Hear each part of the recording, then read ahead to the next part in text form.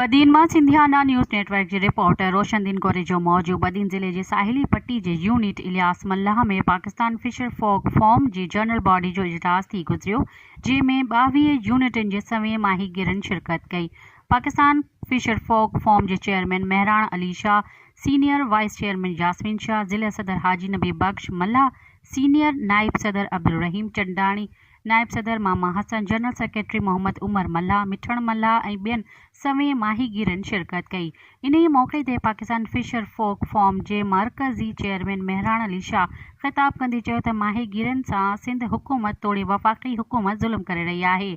सामूंडी पट्टीअ में पानी की शदीद खोट आहे, जंहिं सबब ढंढूं ऐं ढोरा सुकी विया आहिनि, जंहिं सबब हितां जे माहीगिरन जो रोज़गार ख़त्म थी वियो आहे। हुन चयो त असां सिंध जे 13 ज़िलनि में तहरीक माहीगिरन खे मज़दूर तस्लीम करे उन्हनि खे सोशल सिक्योरिटी ऐं बुनियादी हक़ ॾिना वञनि। बदीन खां वठी कराची ताईं लॉन्ग मार्च करे सिंध असेंबली अॻियां धरणो हणंदासीं। मरकज़ी वाइस चेयरमैन यास्मीन शाह चयो त समुंड में मिठो पाणी छोड़ न थियण करे समुंड हज़ारे एकड़ ज़मीनूं गिड़काए अॻिते वधी रहियो आहे। समुंड में मिठो पाणी छोड़ कंदड़ वहिकिरो बहाल कयो वञे। असां बदीन खां कराची ताईं 10 ॾींहं जो पैदल मार्च कंदासीं।